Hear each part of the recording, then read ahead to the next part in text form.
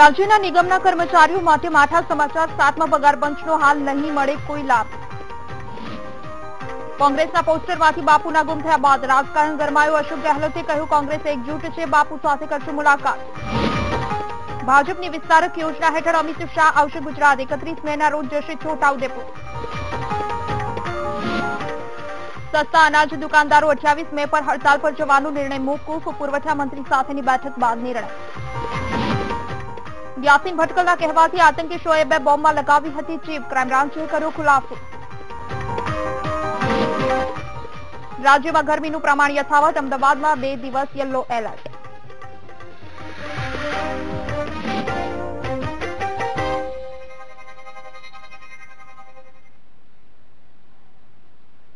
નમસ્કાર, VTV news સાથે હું મનીષા। વિગતવાર સમાચારની શરૂઆતમાં વાત કરીએ। રાજ્યના નિગમોના કર્મચારીઓ માટે એક માઠા સમાચાર છે। નાયબ મુખ્યમંત્રી નીતિન પટેલે જાહેરાત કરી છે કે રાજ્યના નિગમોના કર્મચારીઓના પગારમાં હાલ કોઈ જ વધારો નહીં થાય, એટલે કે હાલ પૂરતો નિગમના કર્મચારીઓને 7મા પગાર પંચનો લાભ આપવામાં નહીં આવે। અને જો કે આગામી સમયમાં નિગમોના કર્મચારીઓને 7મા પગાર પંચનો લાભ આપવો કે કેમ તે અંગે વિચારણા કરવામાં આવશે। નીતિન પટેલની આ જાહેરાત રાજ્યના તમામ નિગમોના કર્મચારીઓને લાગુ પડશે।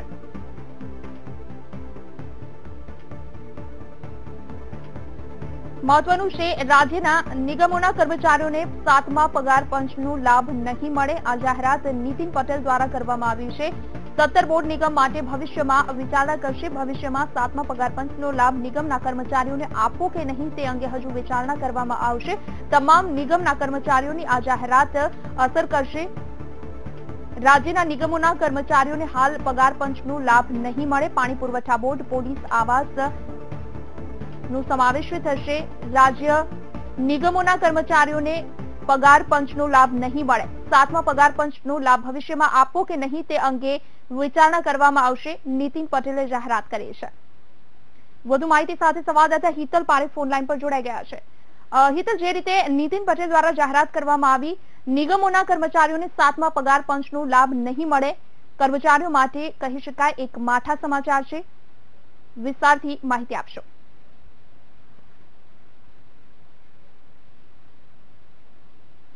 33 જેટલા બોર્ડ નિગમના જે કર્મચારીઓ છે તેમના માટે 7મા પગાર પંચની મંજૂરી આપવાનો નિર્ણય લીધો છે। હવે આ 33 જેટલા બોર્ડ નિગમ દ્વારા તેમના બોર્ડ ઓફ ડિરેક્ટરમાં ઠરાવ પસાર કરીને 7મા પગાર પંચની મંજૂરી રાજ્ય સરકાર પાસે માંગવાની રહેશે। એટલે સ્વાભાવિક છે કે નાણાં વિભાગ તેને મંજૂરી આપશે। જો કે આ રાજ્ય સરકારના આ નિર્ણયમાં સૌથી ભેદભાવભરી નીતિ પણ છે, કારણ કે 17 જેટલા બોર્ડ નિગમ એવા છે કે જેઓને આનો લાભ હજુ સુધી નહીં આપવાનો રાજ્ય સરકારે નિર્ણય કર્યો છે। એટલે આ ચોક્કસ એવું કહી શકાય કે રાજ્ય સરકાર ના ખર્ચે જે બોર્ડ નિગમ 17 જે ચાલે છે તેઓને એમાં આનો લાભ હાલના તબક્કે નહીં મળે। સરકારે અત્યારે તો એવું કીધું છે કે એની વિચારણા હેઠળ છે, જો કે હાલના તબક્કે નહીં મળે।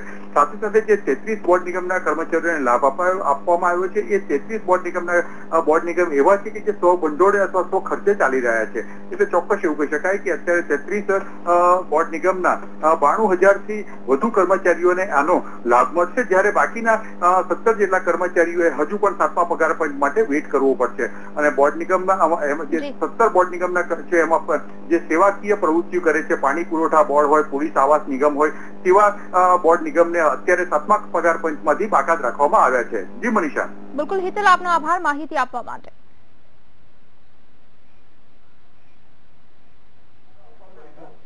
કર્મચારીઓને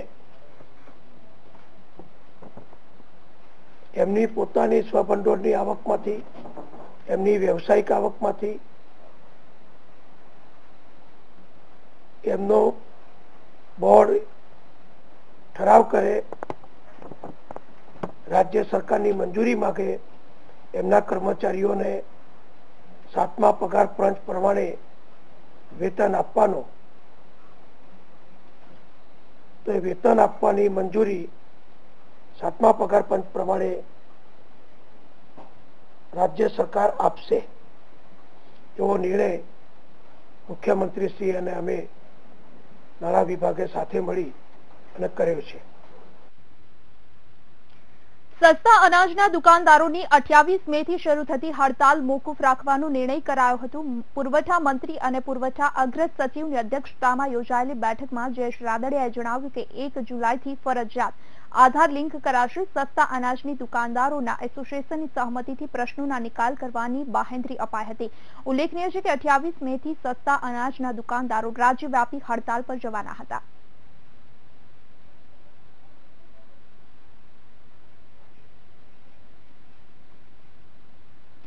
વિધાનસભાની ચૂંટણી નજીક આવી રહી છે ત્યારે ભાજપ વિસ્તારક યોજના અંતર્ગત લોકો સુધી પહોંચવાના પ્રયાસ કરી રહ્યું છે. ત્યારે વિસ્તારક યોજના હેઠળ 31 મે ભાજપના રાષ્ટ્રીય અધ્યક્ષ અમિત શાહ ગુજરાતમાં ધામા નાખશે તો ગુજરાત ભાજપના પ્રભારી ભૂપેન્દ્ર યાદવ પણ 4 દિવસ ગુજરાતમાં રહેશે.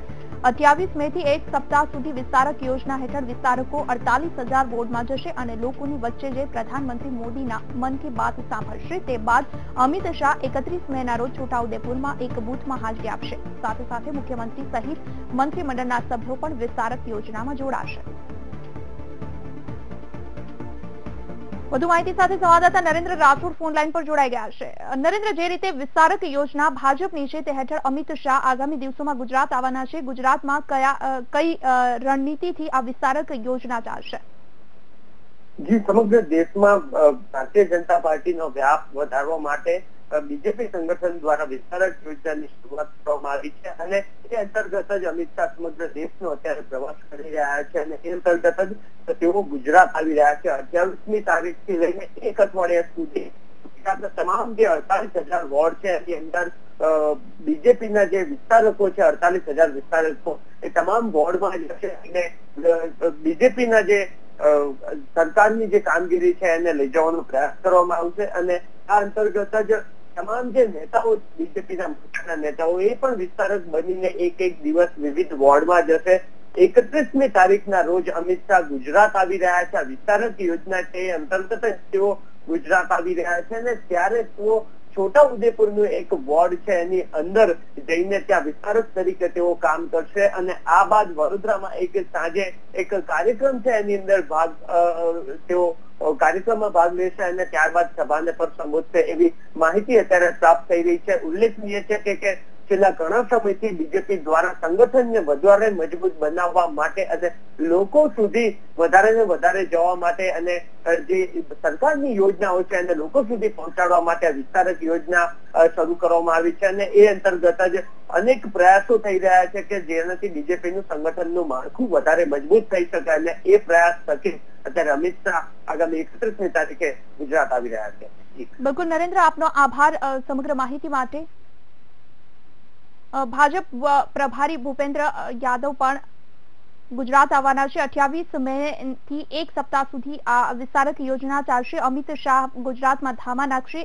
એ દરમિયાન તેમના અનેક કાર્યક્રમો રહેશે. ભાજપના અનેક હોદ્દેદારો પણ આ વિસ્તારક યોજનામાં જોડાશે. મુખ્યમંત્રી વિજય રૂપાણી પણ તેમની સાથે જોડાશે. છોટાઉદેપુરમાં એક બૂથ કાર્યક્રમમાં પણ અમિત શાહ હાજરી આપવાના છે.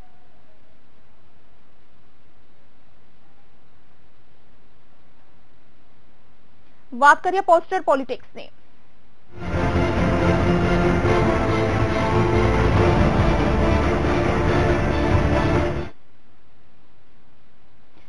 કોંગ્રેસ પ્રભારી અશોક ગેહલોત 3 દિવસના ગુજરાતના પ્રવાસે છે ત્યારે તેમણે પ્રદેશના નેતાઓ સાથે બેઠક યોજી. બેઠક બાદ જ્યારે તેમને શંકરસિંહ વાઘેલાની નારાજગી વિશે પૂછવામાં આવ્યું ત્યારે તેમણે જણાવ્યું કે શંકરસિંહ બાપુ કોંગ્રેસ સાથે જ છે અને પાર્ટી આગામી સમયમાં એક સાથે મળી કામ કરશે. ગેહલોતે જણાવ્યું કે હાલ તેમનું લક્ષ્ય ભાજપને હરાવવાનો છે તો પોસ્ટરમાંથી બાપુનો ફોટો ગાયબ થઈ જવાના મુદ્દે પણ તેમણે પોતાની પ્રતિક્રિયા આપી. આગામી ચૂંટણીને ધ્યાને રાખી તેમણે રાજ્યના કોંગ્રેસના પ્રભારી સાથે પણ બેઠક કરી હતી. બેઠકમાં પ્રદેશ प्रमुख भरत सिंह सहित होद्देदारों हाजिर रहा था. कोई कलह नहीं है, कलह समाप्त हो चुकी है. सब एकजुट होकर चुनाव मैदान में जाएंगे. आप खुद महसूस करो, इस बात को करोगे. ऐसी मुझे कोई जानकारी नहीं जो आप कह रहे हो. शंकरसिंह वाघेला जी खुद ने मुझे कहा कि जो होर्डिंग लगाया गया था एक, वो होर्डिंग की उन्होंने पुलिस में रिपोर्ट की कि भाई किसने लगाया पता करो. तो जब स्पष्ट खुद कह रहे हैं शंकरसिंह वाघेला जी, उसके बाद में कोई इश्यू रहता ही नहीं है. इश्यू कुछ बन जाते हैं, कुछ बना दिए जाते हैं. तो हम उन सबको वाच कर रहे हैं. हम चाहेंगे कि कांग्रेस पूरे 22 साल से सत्ता में नहीं है. इस संकल्प के साथ में सरकार बनाने के लिए उतरेगी मैदान के अंदर. उसी ढंग से कार्रवाई चल रही है. बिल्कुल नरेंद्र, आपनो आभार. समग्र माहिती માટે. વધુ માહિતી સાથે સંવાદદાતા નરેન્દ્ર રાઠોડ ફોન લાઈન પર જોડાઈ ગયા છે. નરેન્દ્ર, જે રીતે વિસ્તારક યોજના ભાજપની છે ત્યારે તેમણે પ્રદેશના નેતાઓ સાથે બેઠક યોજી. બેઠક બાદ જ્યારે તેમને શંકરસિંહ વાઘેલાની નારાજગી વિશે પૂછવામાં આવ્યું ત્યારે તેમણે જણાવ્યું કે શંકરસિંહ બાપુ કોંગ્રેસ સાથે જ છે અને પાર્ટી આગામી સમયમાં એક સાથે મળી કામ કરશે. ગેહલોતે જણાવ્યું કે હાલ તેમનું લક્ષ્ય ભાજપને હરાવવાનો છે તો પોસ્ટરમાંથી બાપુનો ફોટો ગાયબ થઈ જવાના મુદ્દે પણ તેમણે પોતાની પ્રતિક્રિયા આપી. આગામી ચૂંટણીને ધ્યાને રાખી તેમણે રાજ્યના કોંગ્રેસના પ્રભારી સાથે પણ બેઠક કરી હતી. બેઠકમાં પ્રદેશ પ્રમુખ ભરત સિંહ સહિતના હોદ્દેદારો હાજર રહ્યા હતા. ગુજરાત કોંગ્રેસમાં શંકરસિંહ અને ભરતસિંહ વચ્ચે મનમેળ નથી તે તો સૌ કોઈ જાણે છે, પરંતુ હવે તો તેનો પુરાવો ખુદ કોંગ્રેસના પ્રદેશ પ્રમુખ ભરતસિંહ સોલંકીએ આપી દીધો। કોંગ્રેસના પ્રભારી અશોક ગેહલોત ગુજરાતની મુલાકાતે છે, ત્યારે બેઠક બાદ જ્યારે ભરતસિંહ સોલંકીના પોસ્ટરમાંથી બાપુ કેમ ગાયબ છે તેવો સવાલ કરવામાં આવ્યો હતો, પરંતુ સવાલ સાંભળી ભરતસિંહ અકળાઈ ગયા હતા। પોસ્ટર લાગ્યા એમાં બહેરમપુર પોસ્ટર લાગ્યા છે કે શું પોસ્ટરોમાંથી બાપુ ગાયબ છે ગુજરાતનું પોસ્ટર। અરે યાર પોસ્ટરોમાંથી બાપુ ગાયબ છે ગુજરાતનું પોસ્ટર। અરે યાર પોસ્ટરોમાંથી બાપુ ગાયબ છે ગુજરાતનું પોસ્ટર। અરે યાર પોસ્ટરોમાંથી બાપુ ગાયબ છે ગુજરાતનું પોસ્ટર। અરે યાર પોસ્ટરોમાંથી બાપુ ગાયબ છે ગુજરાતનું પોસ્ટર। અરે યાર પોસ્ટરોમાંથી બાપુ ગાયબ છે ગુજરાતનું પોસ્ટર। અરે યાર કોંગ્રેસમાં આંતરિક જૂથબંધી ચરમસીમાએ છે। બાપુ હજુ કોંગ્રેસમાં જ છે, છતાં આજે ગાંધીનગર કોંગ્રેસના પોસ્ટરમાંથી બાપુનો ફોટો ગાયબ થયો છે। વિપક્ષની આ સ્થિતિથી ભાજપ ગેલમાં આવી ગયું છે। સીએમ રૂપાણીએ કહ્યું છે કે કોંગ્રેસમાં ડિઝાસ્ટર ચાલી રહ્યું છે। કોંગ્રેસ આવે છે તે વાત તો દૂરની છે, પરંતુ બાપુ જાય છે તેવી હવા વહેતી થઈ છે। ગાયબ થયો છે એટલે કોંગ્રેસની આંતરિક બાબત છે, મારે કઈ કહેવાનું ન હોય, પણ હવે કોંગ્રેસમાં પણ મોટું ડિઝાસ્ટર છે, એટલે હવે એ ડિઝાસ્ટર ભગવાન બચાવે એવી સ્થિતિ છે ત્યાં આગળ।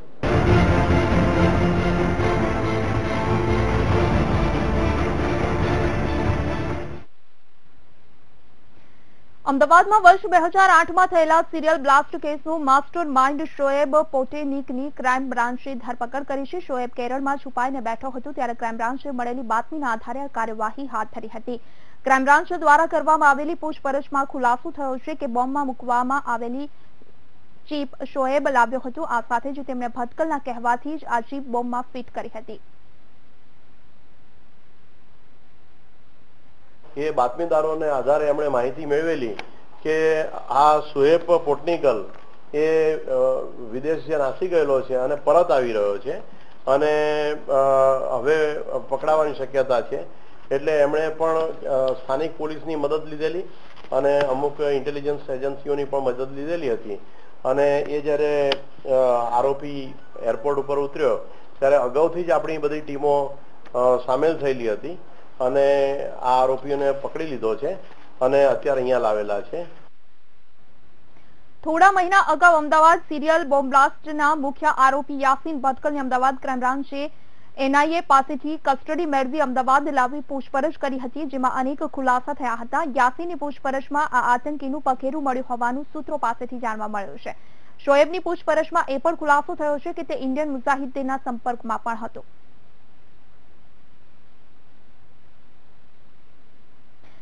આતંકવાદી શોએબ પોટેનિકલ, જેમણે અમદાવાદમાં વર્ષ 2008માં સિરિયલ બ્લાસ્ટમાં અને સુરત બોમ્બ પ્લાન્ટમાં મહત્વની ભૂમિકા ભજવી અને બાદમાં ફરાર થઈ ગયો, પણ વર્ષ બાદ અમદાવાદ ક્રાઇમ બ્રાન્ચે શોએબને સકંજામાં લઈ લીધો છે અને બહાર આવી છે ચોંકાવનારી હકીકત। શું છે આ આતંકી ચહેરાના અપરાધોની દાસ્તાન, જોઈએ।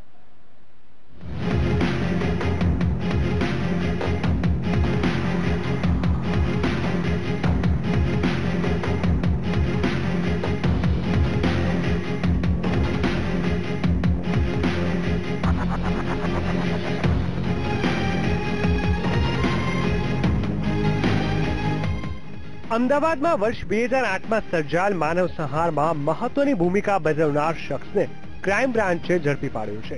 પોલીસે 9 વર્ષ બાદ આ આરોપીને કેરળા ખાતેથી પકડવામાં સફળતા મેળવી છે। કોણ છે આતંકવાદી શોએબ, જાણીએ। નામ શોએબ પોટનિક, રહેવાસી થિરુરાંગડી ગામ, જિલ્લો માલાપુર, કેરલા। કામ આતંકવાદી સંગઠનનો સાગરીત, કુશળતા બ્લાસ્ટ માટે વપરાતા કેમિકલ બનાવવામાં માસ્ટર, અપરાધ અમદાવાદ સિરિયલ બ્લાસ્ટ અને સુરત બોમ્બ પ્લાન્ટનો આરોપી। અમદાવાદ ક્રાઇમ બ્રાન્ચના સકંજામાં આવેલો આતંકી શખ્સ શોએબ પોટનિકલ છેલ્લા 9 વર્ષથી ફરાર હતો। આતંકવાદી શોએબ અમદાવાદ સિરિયલ બ્લાસ્ટ અને સુરત બોમ્બ પ્લાન્ટમાં મહત્વની ભૂમિકા ભજવી હતી। બોમ્બ બ્લાસ્ટની ચીપની વ્યવસ્થા કરી આપવામાં મુખ્ય ભૂમિકા। વર્ષ 2008માં સિરિયલ બ્લાસ્ટ પહેલા શોએબે અમદાવાદ સહિત અનેક શહેરોની રેકી કરી હતી અને અમદાવાદ સિરિયલ બ્લાસ્ટમાં બોમ્બ બ્લાસ્ટમાં વપરાતી ચીપની વ્યવસ્થા કરાવી આપવામાં શોએબની મહત્વની ભૂમિકા હતી। શોએબ પોટનિકલ કેમ? આતંકવાદી શોએબ બ્લાસ્ટ માટે વપરાતા કેમિકલનો જાણકાર અને એક્સપ્લોઝિવ પોટેશિયમ તથા અન્ય કેમિકલ બનાવવામાં નિષ્ણાત હતો, જેથી શોએબને આતંકવાદી સંગઠનના લોકો પોર્ટનિકલના નામથી ઓળખતા હતા. મહત્વની વાત તો એ છે કે અમદાવાદ સિવિલ બ્લાસ્ટ પહેલા તેણે પાકિસ્તાનની મુલાકાત લીધી હતી અને પરત આવ્યા બાદ તેણે અબ્દુલ સત્તાર, અબ્દુલ રહીમ, ટી નાસિર અને યાસીન ભટકલની મીટિંગ કરાવી હતી.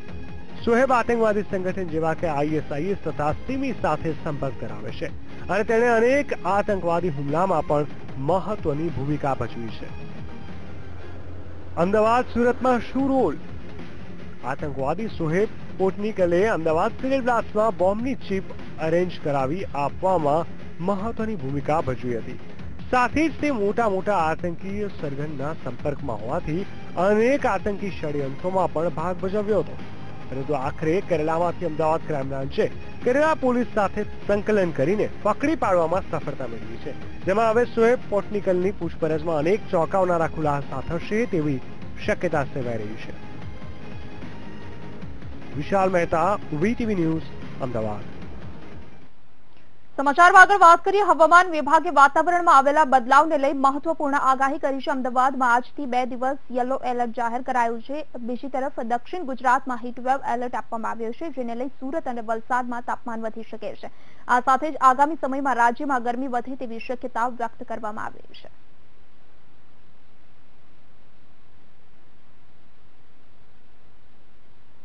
ભૂપેન્દ્રસિંહ ચુડાસમાની અધ્યક્ષતામાં અછત રાહતની સમીક્ષા બેઠક યોજાઈ હતી, જેમાં પાણી અને ઘાસચારા સંદર્ભે ચર્ચા કરવામાં આવી હતી. ભૂપેન્દ્રસિંહ ચુડાસમાએ પાણીમાં હાલ કોઈ જ પ્રકારની તંગી ન હોવાનું જણાવ્યું હતું, તો સાથે જામનગરને 10 MLD વધારાનું પાણી પહોંચાડવાની પણ જાહેરાત કરી હતી. રાજ્યમાં જ્યારે ગરમીનો કહેર છે, ત્યારે હાલ કોઈ પણ સ્થળે પાણીને કારણે હાલાકી ન હોવાનું તેમણે જણાવ્યું હતું. જામનગરને વધારાનું 10 MLD પાણી આવતીકાલથી મળશે. વધારાનું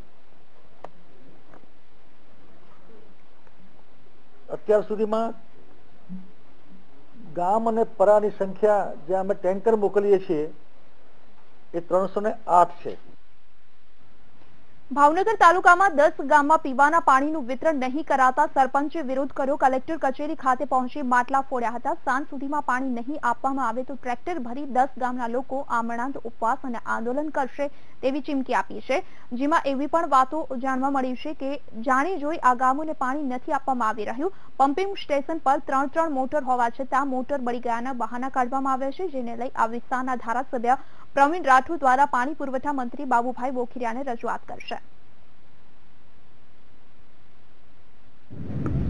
અને આજે અમે માટલા લઈને માટલા ફોડીને એનો વિરોધ કરીએ છીએ અને એ પાણી અમને 2 કલાકની કે 3 કલાકની અંદર શરૂ નહીં કરવામાં આવે તો એના માટે અમે સવારમાં બૈરાવના ટ્રેક્ટર ભરીને અને ભૂખ હડતાલ માટે ઉતરવા અમે તૈયારીમાં છીએ.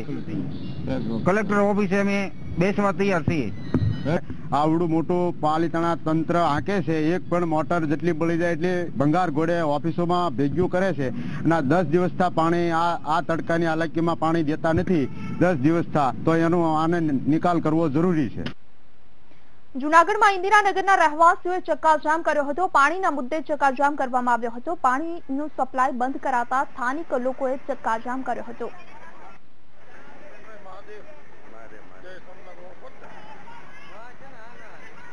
જૂનાગઢના ઇન્દિરાનગરના રહીશો દ્વારા રસ્તા પર ચક્કાજામ કરવામાં આવ્યો હતો, જેના કારણે ટ્રાફિક જામના દ્રશ્યો પણ સર્જાયા હતા. કારણ કે પાણી નહીં મળવાના કારણે આ તમામ સ્થાનિકોએ રસ્તા પર બેસી ચક્કાજામ કર્યો હતો. આદિવાસી વસ્તી ધરાવતા તાપી જિલ્લામાં પાણીની સમસ્યા દિન પ્રતિદિન વકરી રહી છે. તાપી જિલ્લાના મહત્તમ લોકો ખેતી અને પશુપાલન પર નિર્ભર છે, ત્યારે જિલ્લામાંથી પસાર થતી નદીઓ પૈકી મોટા ભાગની નદી સુકાઈ ગઈ છે. જિલ્લામાંથી પસાર થતી ઝાંખરી, મીઠોડા, વોલણ નદીમાં નામ માત્ર પાણી બચ્યું છે, જ્યારે પૂર્ણા, અંબિકા અને વાલ્મીકી નદીઓમાં પણ કેટલાક વિસ્તારોમાં થોડા દિવસો ચાલી શકે તેટલું જ પાણી બચ્યું છે. હજારો ખેડૂતોનો પાક સુકાઈ રહ્યો છે. કેટલાક ખેડૂતોએ પોતાનો ઉભો પાક બચાવવા માટે નદીમાં જ કુવા ખોદવા પડ્યા છે. ખેડૂતોની હાલત દિન પ્રતિદિન દયનીય બની રહી છે. મારી એવી રજૂઆત છે કે અત્યારે હાલ ઉનાળાનો ટાઈમ ચાલી રહી છે, નદી નાળા બધા સુકાઈ ગયા છે, તો પાણીની બહુ તકલીફ પડે છે. તો હાલ જ એમાં ઉકાઈ ડેમમાંથી જો કોઈ સરકાર યોજના બનાવીને અમારા નદી નાળામાં પાણી છોડે તો ઢોરઢાક માટે, પીવા માટે, પિયત માટે સારી સગવડ થઈ રહે માટે અમારી એવી રજૂઆત છે. અમારા ગામમાંથી જયસિંહપુરામાંથી ઝાકરી નદી પસાર થઈ રહી છે, તેથી તે નદી સુકાવા લાગી છે. અમારો પાક સારો થઈ શકતો નથી, નુકસાન થાય તેવું છે. અમને દૂર દૂર સુધી ચાલી જવા પડે છે. ઢોર ઢાંકવાનું પાણી નહોતું. અમારી નદી કુવા તળાવ સુકાવા લાગે છે અને અમારા ગામમાં કોઈ સિંચાઈની સુવિધા નથી. સિંચાઈની સુવિધા થાય તેવી અમને વિનંતી છે. અમરેલી જિલ્લાના રબારિકા ગામના લોકોની પાણીની સમસ્યા વિકરાળ બનતી જાય છે. જિલ્લાના છેવાડાના તાલુકાનું રબારિકા ગામ છે. આશરે 3000ની જનસંખ્યા ધરાવતા આ ગામની મહિલાઓને 2 કિલોમીટર સુધી દૂર વાડીમાં પાણી માટે જવું પડે છે. રબારિકા ગામમાં પાણીનો એક પણ સ્ત્રોત જીવતો નથી, જેના કારણે ગામની મજૂર અને સામાન્ય મહિલાઓ બાળકોને ગામથી 2 કિલોમીટર દૂર પાણી લેવા માટે વલખામાં રહે છે. અમારા ગામમાં બહુ પાણીની તકલીફ છે. અમે 2-3 કિલોમીટર પાણીમાં ભરવા જઈએ વાડીઓમાં.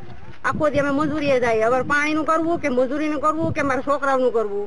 અમારા ગામમાં પાણીની બહુ તકલીફ છે. અમે રબારિકા છીએ. અમારા ગામમાં પાણીની બહુ તકલીફ છે. 2 કિલોમીટર દૂર અમારે જવું પડે છે. હું 9મું ભણું છું. અમારે ખેલવાના દિવસે અમે પાણી ભરી કે ભણીએ કે શું કરીએ. અમારા સરકાર તરફથી કેવું છે કે અમને અમારા ગામમાં નર્મદાનું પાણી આપો. અમારા ગામમાં પાણીની પૂરેપૂરી તકલીફ છે. અમારું ગામ રબારિકા છે અને અમરેલીથી 90 કિલોમીટર દૂર છે. અમે વારંવાર રજૂઆત પાણીની કરી છે.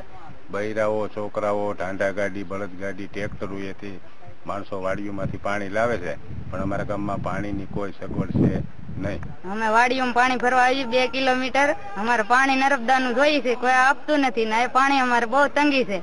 તો પાણીને અમારે દેવું પડે તો તમારે સરકારને એટલે અમે માંગણી કરીએ છીએ કે પાણી અમને જો એમ. અને અમે છોકરા ભણાવવા કે અમારે મજૂરીએ જવું કે ઘરે કામ કરવું કે કઈ કામ નથી થતું. અમારે બપોર થઈ જાય પાણીમાં રહીએ આખો દી. અમે બોડેલી તાલુકામાં પીવાના પાણીની ગંભીર સમસ્યા ઉભી થઈ છે. જી હા, અહીંયા કડીલા પાણી પુરવઠા યોજના ફારસરૂપ સાબિત થઈ છે. 67 ગામોમાં પાણીની વિકટ સમસ્યા ઉભી થઈ છે, ત્યારે મહેસૂલ મંત્રીના દાવા ખોટા સાબિત થયા છે. આ છે બોડેલી તાલુકાના પછાત વિસ્તારના ગામડાઓ, જ્યાં લોકો પીવાના પાણી માટે વલખા મારી રહ્યા છે. સૂર્યાગોડા, પતરા, ડોરવાર સહિતના 67 ગામોના હેન્ડપંપમાં ખારું પાણી આવે છે. લોકો કેવી રીતે પાણી પીવે? ઉનાળાની શરૂઆત થતાં જ પાણી પુરવઠા યોજના શરૂ કરવામાં આવી હતી, પરંતુ આ ગામના લોકોને આ યોજના મળી નથી અને હેન્ડપંપનું ખારું પાણી પી રહ્યા છે, જેને લઈને લોકો પથરીના રોગનો શિકાર બન્યા છે. પણ અમે અહીં તરસ્યા રહીએ અને કસવાળાને પાણી મળે તો એ ન્યાય છે? અમે પાણી ક્યાં પીવા જશું?